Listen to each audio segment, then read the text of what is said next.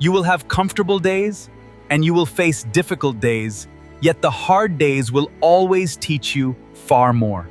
Hardship strips away comfort, revealing your true character, your deepest relationships, and what you stand for. If you want to build patience, you cannot complain when you are forced to wait.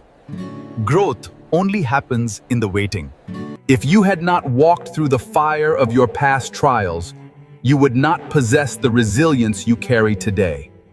Having everything in the world means nothing unless you can answer 3 vital questions about your existence. First, who are you? You must know that your worth is non-negotiable and was never determined by your flaws. Second, what is your purpose?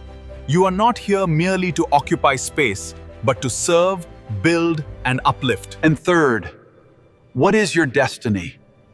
What lasting mark of courage and kindness will you leave behind?